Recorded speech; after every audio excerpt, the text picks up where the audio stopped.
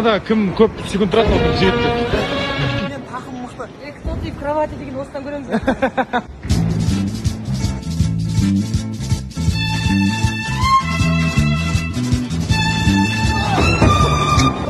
Екінші секунд кетті. Давай, кто ты в кровати? Ой.